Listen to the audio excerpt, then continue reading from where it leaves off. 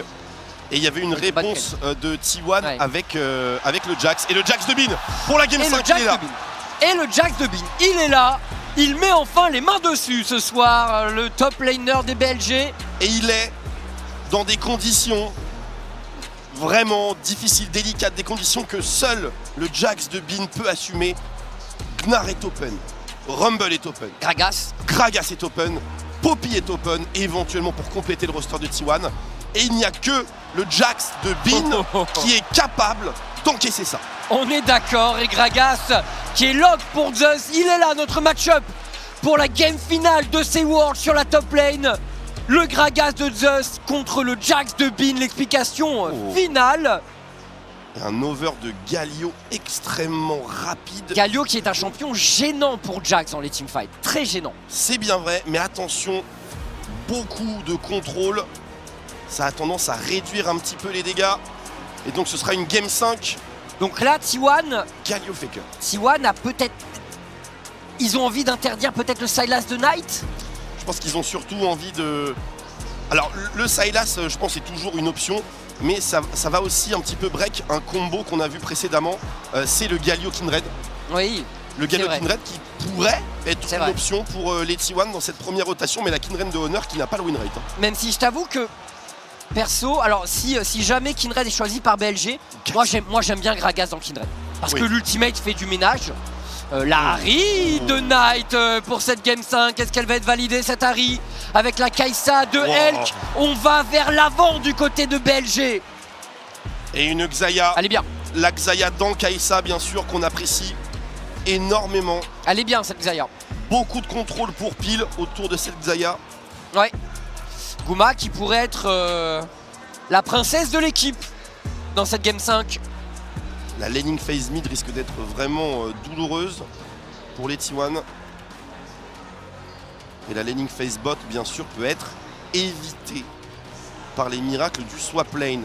Ce qui est très encourageant pour Elk, qui est bien sûr un véritable distributeur de masterclass sur Kai'Sa. Oui, et attention, je crois que cette dernière Kai'Sa jouée, c'était contre HLE, c'était le fameux sidestep de Zinzin.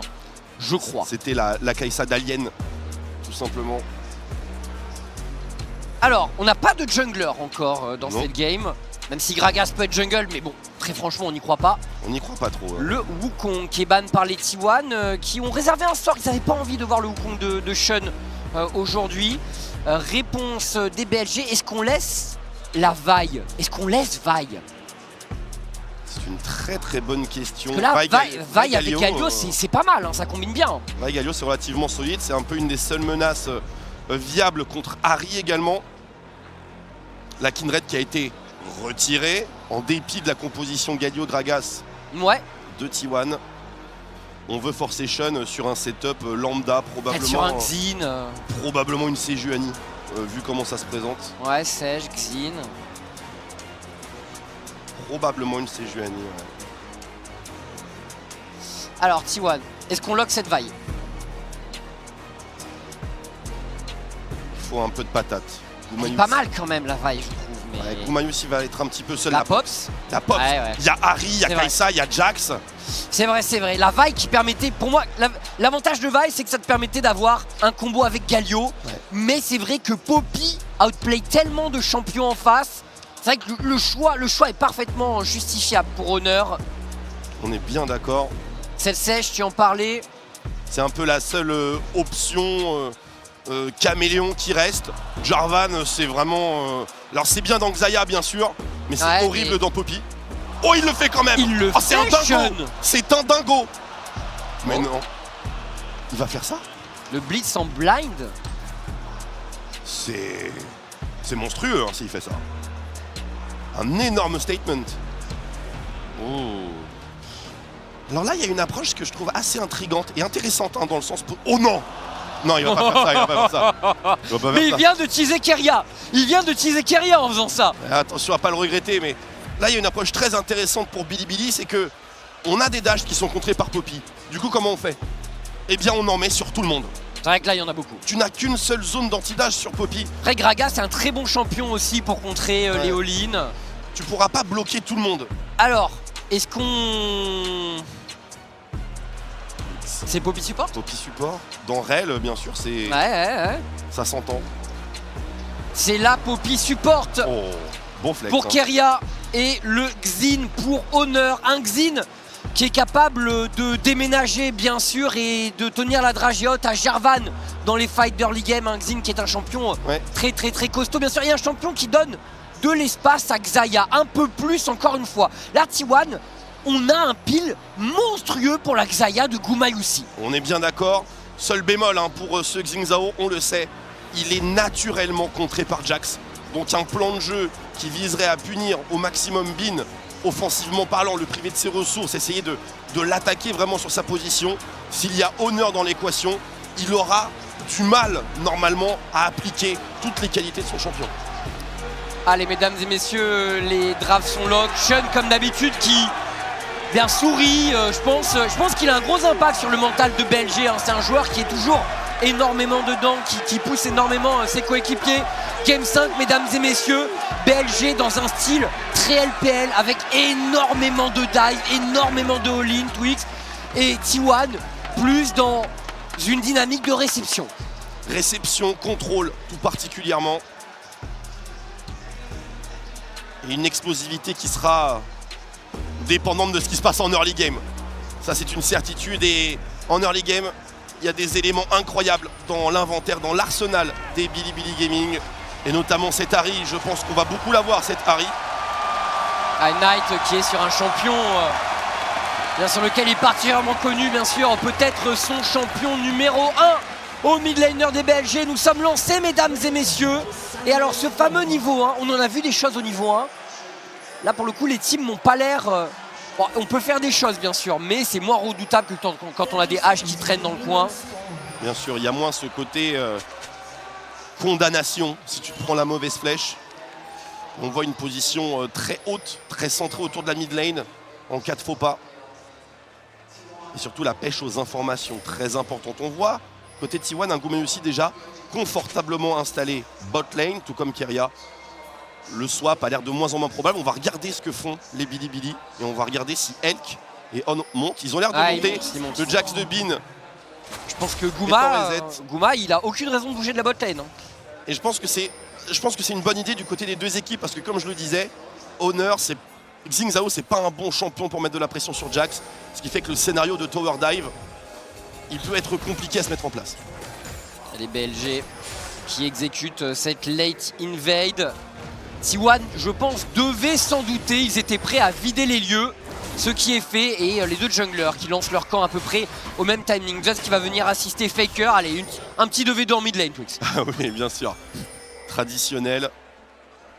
Keria en zoning de Bin, on veut deny l'expérience qui est déjà en train d'accumuler Zeus au prix de celle de Faker.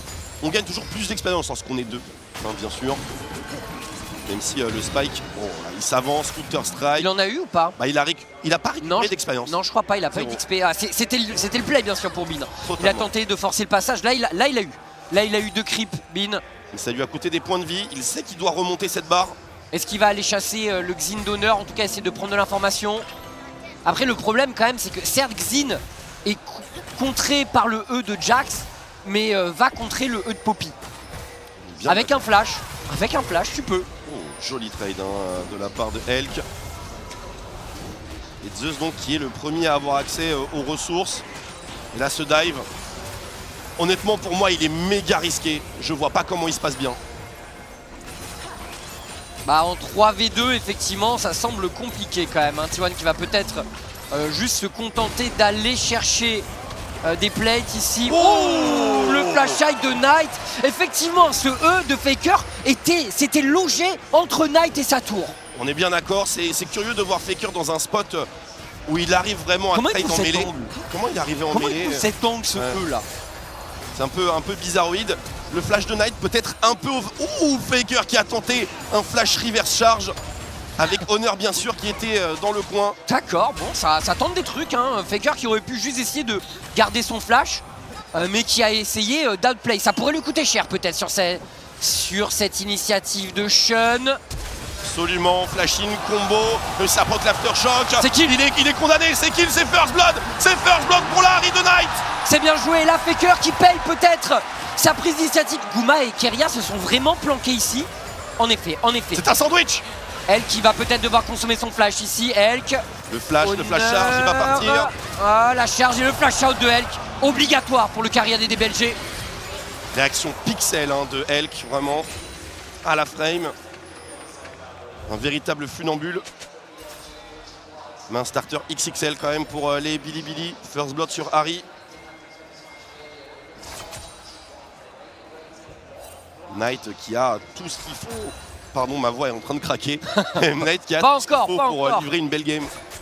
Ouais, effectivement, ce first blood là qui va mettre du beurre dans les épinards, vraiment, du mid-laner des BLG. Il y a moyen de prendre l'initiative sur son champion de cœur, son champion symbolique, tandis que Guma est en train d'affamer les waves au niveau de cette bot lane. Elle est terrible cette prise, la bot lane Bilibili qui a besoin d'être libérée. Ah oui, il faut aller crash tout ça du côté des BLG. Donc Shun qui répond au rendez-vous également. On veut crash cette wave pour l'équipe chinoise. Et on sait pertinemment qu'on vient d'attirer le jungler adverse sur cette phase de jeu. Ce qui peut peut-être libérer quelque chose côté opposé. On a les yeux rivés bien sûr sur la 6e minute. Oh le charme. Oh, le dodge du côté de Faker. Attention, c'est pas terminé. Shun qui a envie d'intervenir. Deuxième round, peut-être Shun qui est bien camouflé sur cette pink ward, mais qui ne tentera pas le coup. Et les Void Grubs arrivent, Twix. Absolument, le rendez-vous. Ah, pour le coup, c'est vraiment ce qui a rythmé la plupart des games entre les deux équipes. Peut-être légère exception sur la game 4, où ça a peut-être été un peu moins décisif sur l'action en elle-même. Mais bon, le résultat, c'était que l'équipe qui a pris les Grubs a gagné. C'est ça, et c'est difficile d'estimer l'impact, il est vraiment furtif, mais sur la prise de tourelle et sur le rythme, la tempo de toutes tes actions sur la carte, c'est un buff vraiment passif qui est présent en toutes circonstances. Donc bien sûr, une véritable bénédiction pour l'équipe qui en bénéficie.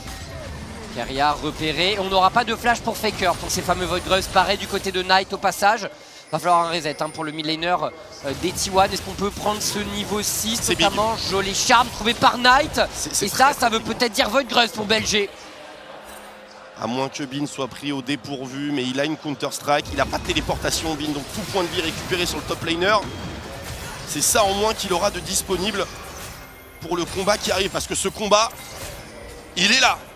Ça va péter. Attention, Honor qui va se faire directement le flash out. Belle tentative de On, parce que si ça connectait ça pouvait faire la différence. Ultimate du Galio ici dans la foulée, mais ça ne knock up personne. On point est tombé. Faker qui trouve le play ici, Enzus qui fait le ménage également et qui force Bin. Et Shun a reculé. Bin qui pourra se repositionner, c'est un jack toutefois, mais ce all-in de On qui ne passe pas. C'est peut-être un play dont on te souviendra, Twix. Absolument. C'est dans la théorie le play qu'il leur fallait. Et l'excellent setup qui l'accompagnait, mais l'exécution a manqué. Peut-être était-il en train de lire un potentiel dodge de son adversaire, qui pour le coup a run tout droit. Mais c'est clair que si ça connectait, il y avait le charme, on a vu Knight qui s'est investi directement. C'était... Honor devait tomber. C'était l'action rêvée vraiment pour les Bilibili. Ah, surtout ils avaient la vision grâce à cette plante. Ils avaient la vision là. Oh wow. C'est tellement unlucky. Je pense que On a peut-être surestimé les réflexes de Honor ou quelque chose. Peut-être. Alors Pseudo commence pareil, donc il s'est dit je vais lui faire confiance. C'est vraiment terrible, je pense. Il faut garder sa concentration là pour On et c'est pas évident parce qu'il sait que c'est son initiation qui a manqué. Ouais, et que c'est le genre de play encore une fois dans cette finale qui compte énormément. La game viewer. Faker effectivement qui reçoit un sacré comité d'accueil, il se fait flasher par Shun. Il décide de flash, il survivra. Il ne tombera pas devant les viewers. C'est le Unkillable Demon King, il s'appelle pas Roger. Pourtant, ça pourrait lui aller. Ça pourrait lui aller, on est d'accord. Bon après, heureusement qu'il joue Galio, on va pas se mentir. Oui, et qu'il a Aftershock. C'est ça. Et qu'il a Aftershock. Mais c'est vrai que Shun, il utilise son flash quand même là-dessus. Ils ont raison d'investir sur le Galio ici, qui n'a pas encore les stats, théoriquement, pour être la forteresse intombable qu'on a rencontrée dans la game d'avant, par exemple. Oh, attention. On est en danger, là. Ouais, Faker qui doit prendre son reset désormais. Knight qui met une pression de fou quand même. Il ne s'arrête pas de travailler, le mid laner des BLG. Il va avoir un timing de Rome, hein, le mid laner Bilibili. Honneur en place, de la part très bonne ward posée par elle. On sent le coup venir pour les BLG. Ok, oui. Est-ce qu'il y a une TP? Il y a TP de Bin. Il y a TP de Bin potentiellement, mais BLG qui décide de reculer et de concéder des plates. Absolument, double stacking de la frappe des 3 serres pour Honor. Mais la disponibilité de Knight va mettre fin au plan ultime. Mais les plays sont là, on a décidé de go in. Oh Keria, ça passe pour les T1, c'est un kill pour Gumayusi.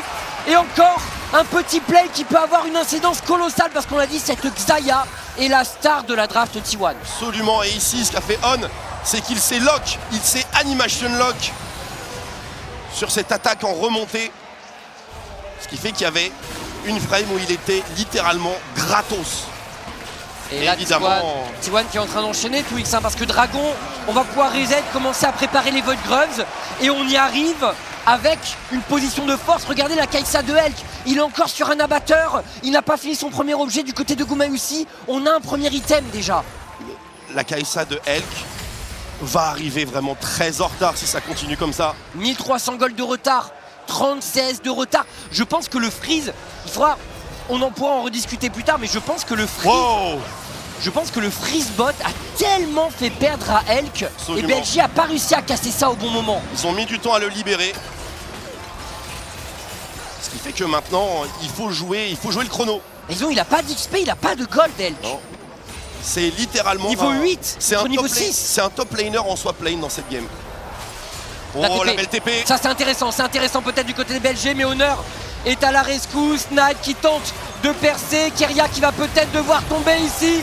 Bill qui tente d'accélérer également, il y a des shots, attention qui pourrait tomber. Gumayusi qui fait mal, Honor qui va tomber tout de même sous l'énorme focus des numéros 1 chinois. Double kill pour Knight, une véritable libération. Il n'y avait pas de TP pour les T1, Twix.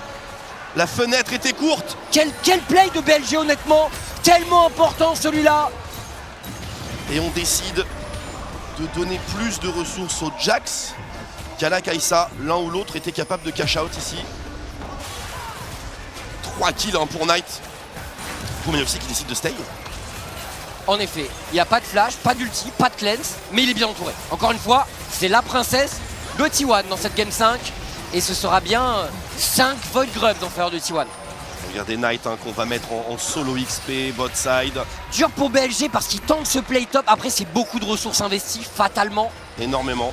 Surtout que ça aurait pu mal se passer parce que la charge, ici Knight qui fait le step supplémentaire pour éviter d'être stun par la charge. Mais là, les dégâts infligés par Gumayusi m'ont scandalisé. Hein. Ah, et le flash aussi qui part, la vache. Ah, et le mignon T1 qui est désespéré. Le public qui apprécie les plays. C'était une très belle action, ils avaient vraiment besoin d'un changement de dynamique. Ils ont besoin de créer des choses parce qu'au rythme actuel, avec cette Kai'Sa qui est dans le dur et cette Xayah qui gonfle dans la game, c'est pas une bonne nouvelle pour les BLG, mais je vois un Knight à 3-0 Twix. Est-ce qu'il est capable de répondre à la performance XXL de Faker dans la game 4? Honnêtement, c'est une game très difficile de Harry. Il y a beaucoup d'éléments hyper dérangeants pour son kit. Il n'y a pas grand monde à one-shot. Ultimement, pas trop. Mais par contre, c'est vrai qu'à partir du moment où il a un reset, il peut les faire danser. C'est Harry de toute façon. Son Keria qui traîne au contact des BLG ici. Keria qui charge, Keria qui en fait peut-être un peu trop le flash out, mais il y a une téléportation dans le dos ici. Attention, on va peut-être se retrouver isolé du côté de Faker qui se repositionne. Les deux équipes n'avaient pas tant envie que ça d'y aller finalement. Effectivement, ça ressemblait à un bait de la part de Keria. Mais l'information sur la TP a fusé très vite sur le vocal Bilibili. Et plus de TP pour Faker, on aura peut-être un timing avantageux chez les BLG d'ici 2 minutes. Il en reste une sur Zeus. Toutefois, attention, et justement cette top lane qui attire les regards entre les deux équipes. La guerre de vision est impitoyable. On se déplace en pack, collé serré. Et on veut ouvrir la première tourelle de la partie. On peut le voir, c'est Kai'Sa versus Galio sur la mid lane. Et 4 joueurs Bilibili à la défense, 4 contre 4 ici sur ce crash. T1 qui insiste, est-ce que BLG peut déclencher? À tout moment ça peut partir avec une rel. Surtout que On dispose de son flash.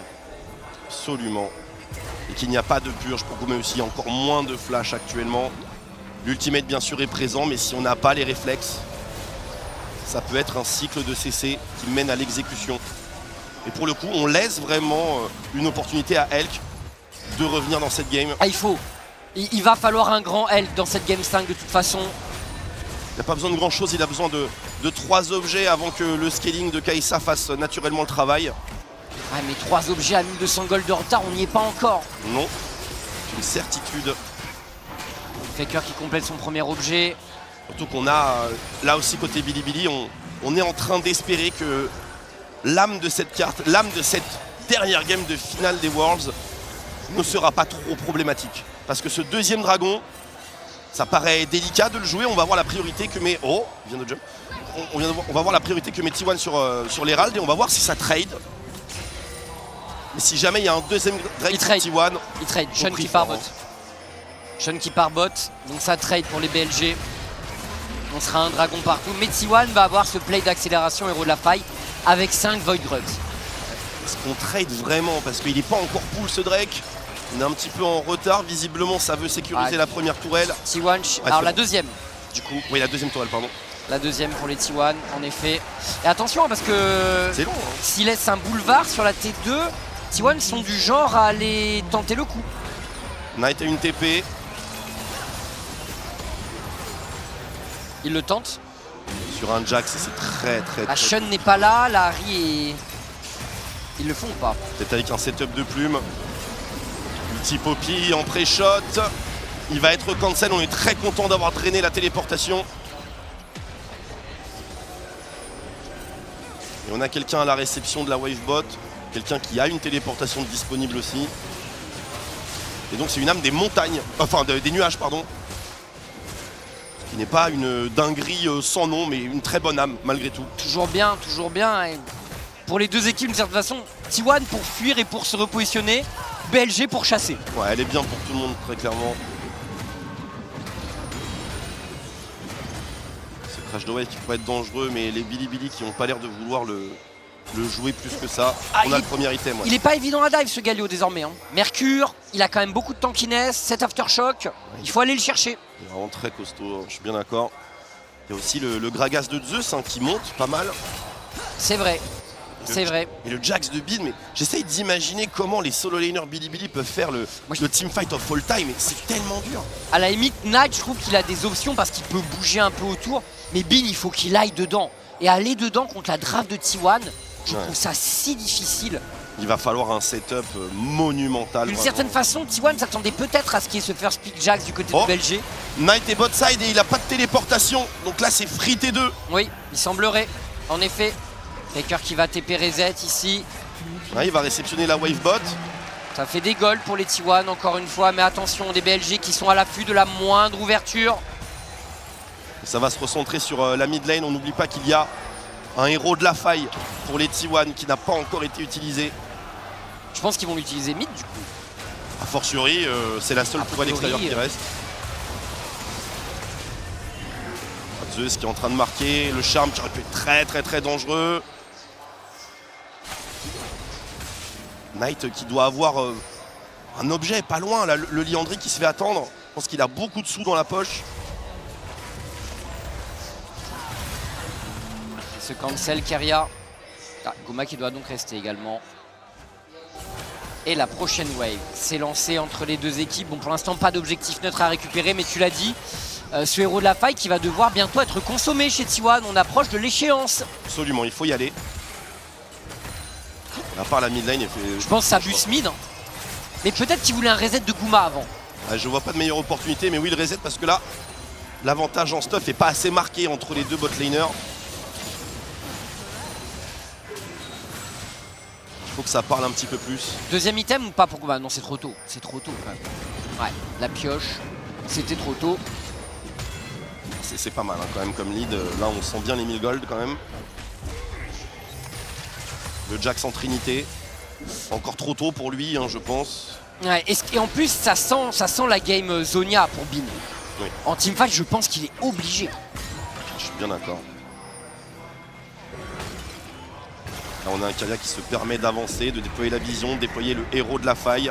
Et alors là, est-ce que BLG peut tenter un play? Ils n'ont pas de flank a priori. Ce sera une charge nature qui ne sera pas létale pour la tourelle. On va maintenir le pressing.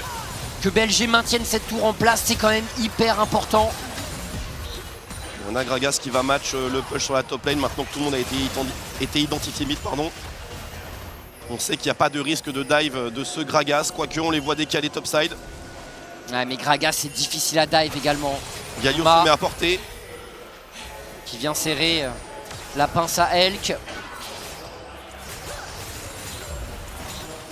Téléportation défensive de Knight. Et Faker qui directement utilise la situation pour pousser bot. Et T1 qui sont en train d'essayer de faire bouger les BLG un peu partout sur la carte. Ça va coûter quelque chose cette téléportation. Les T1 vont essayer de l'exploiter d'une manière ou d'une autre. Deux objectifs qui arrivent dans la prochaine minute. Effectivement. Et là où il faudrait jouer du côté de Bin pour T1. Exactement, ou à l'opposé de Knight. Donc on va identifier où Knight est positionné. On le voit, nous en avance, il est sur le top side. Donc a priori, il y a un Drake qui va être mis sous pression et les Bilibili qui vont vouloir échanger Drake contre T1 top. Ouais, mais Baron paraît peu probable quand même. T1 va quand même devoir prendre un peu de vision pour s'assurer qu'ils se font pas...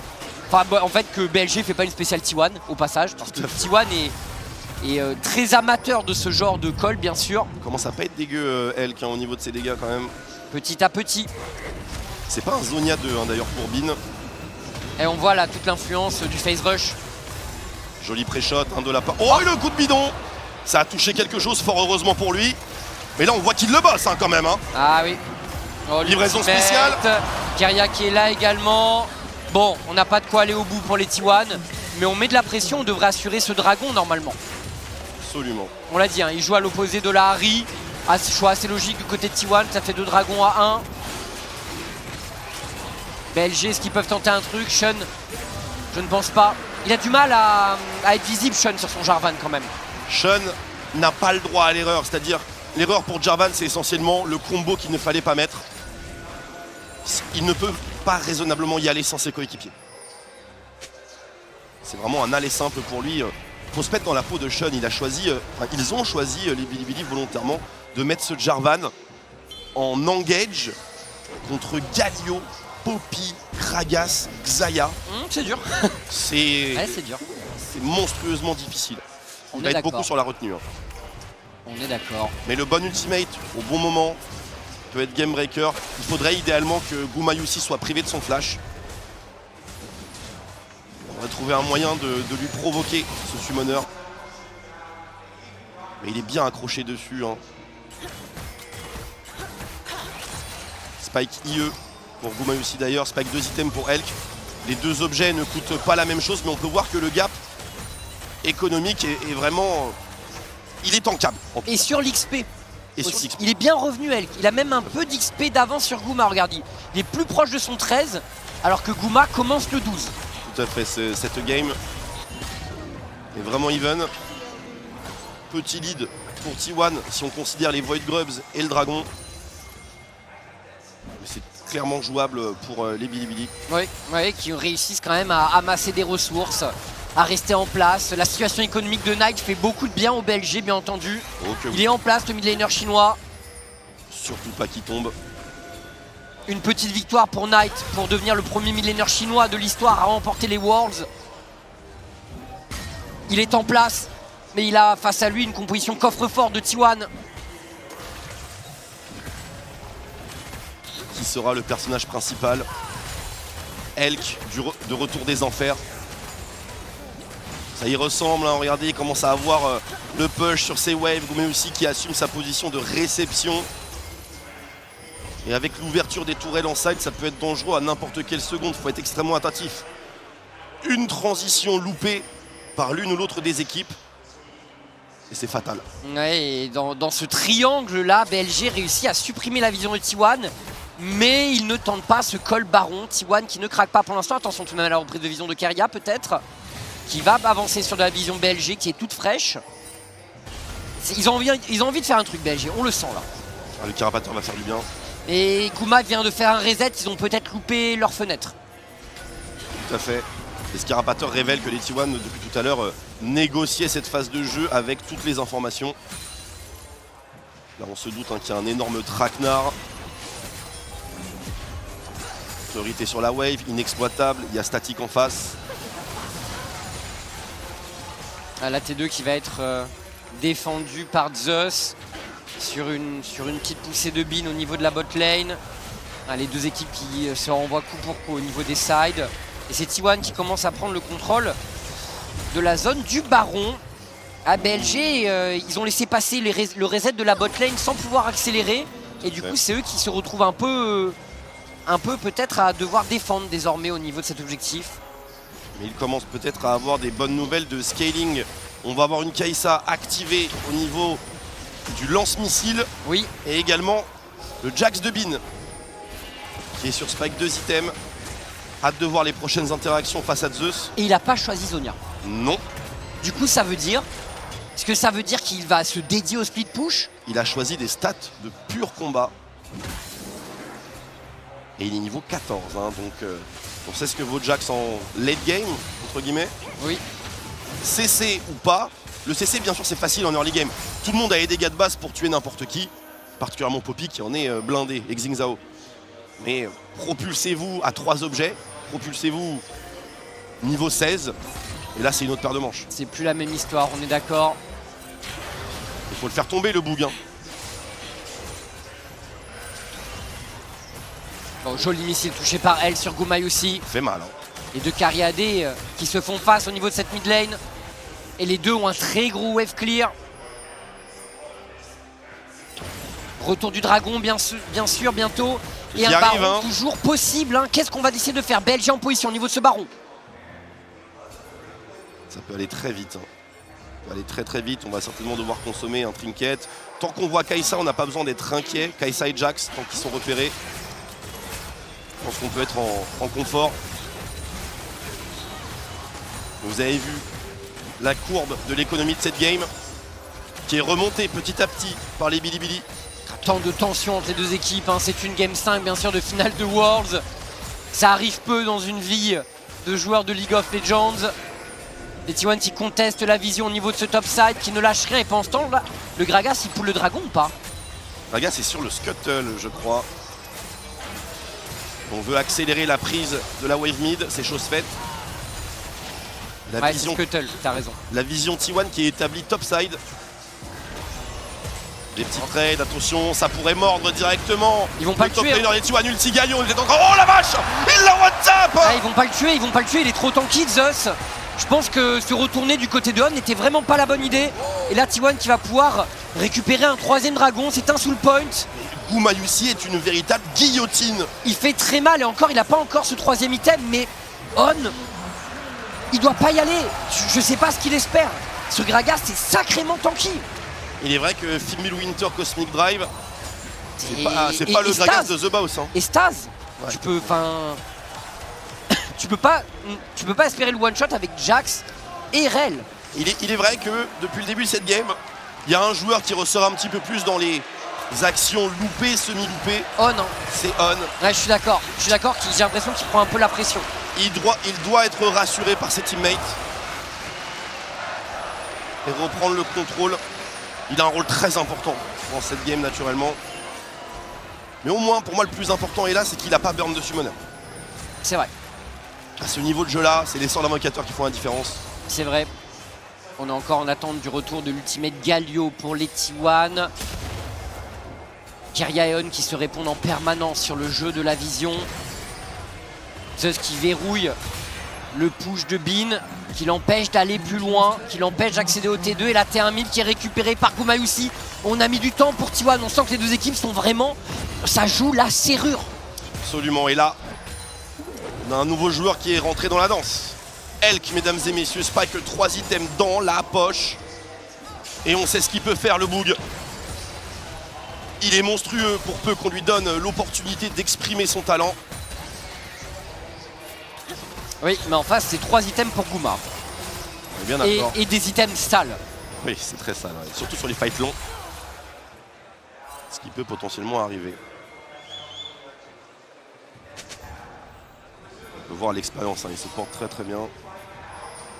Zeus Faker niveau 17 en compagnie de Bin et Knight, hein, les solo lane qui se répondent. Enfin niveau 16 pardon. Est-ce qu'on va aller vers une soul sans que BLG trouve l'ouverture? peut s'en passer des choses en 3 minutes. En tout cas, ils trouveront pas le scuttle.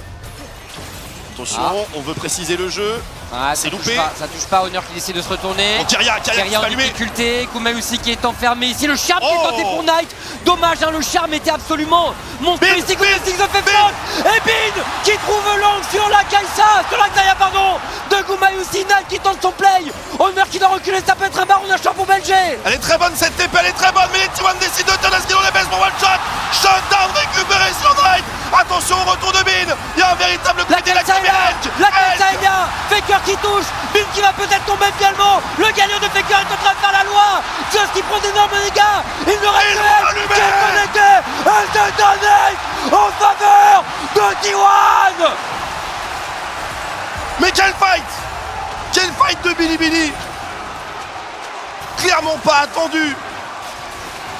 Ce dive directement dans la backline. Allez chercher Kumail aussi, ça coûte cher, Twix, on l'a vu. Ah, ils l'ont Bin trouvé, qui hein. trouve malgré tout un flanc de zinzin. T1 qui doit aller valider ce baron Nashor ici. Ça, c'est peut-être le fight tournant de la game. Et pourtant, BLG a tout donné dans celui-là. Ils ont fait tomber Kumail aussi.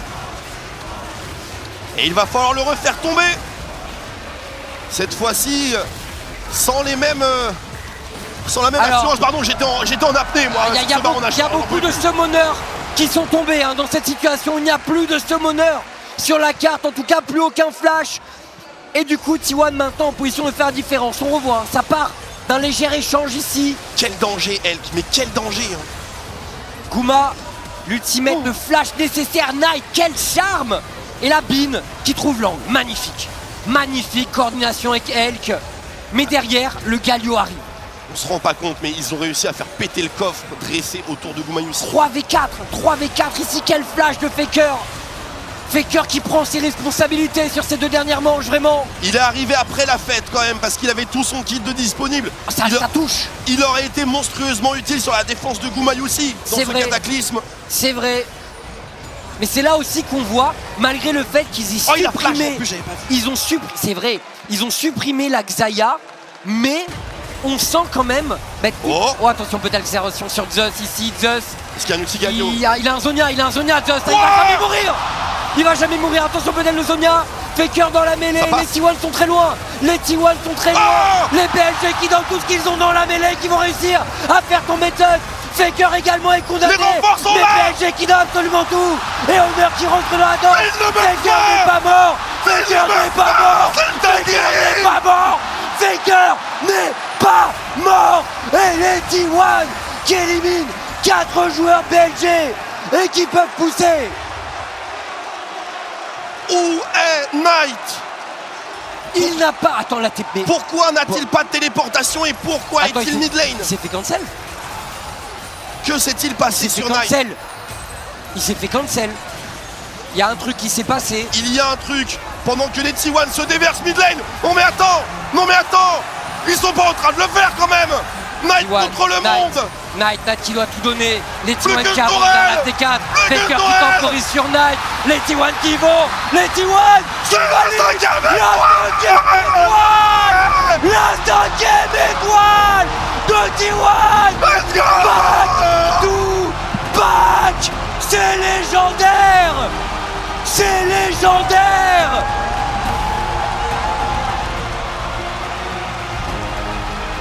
Cinq games, 2 balles de match à contrer. Ils l'ont fait. Ils égalent la dynastie 2015, 2016, 2017. 3 finales et 2 remportées. Historique.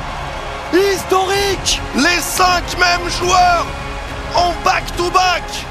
Et surtout, Reckless est champion du monde. Il est champion du monde, Martin. Oh là là, T1, cette game 5. Bin et Knight n'auront pas suffi à changer la donne. Et Soulin sur la top lane, la temporisation.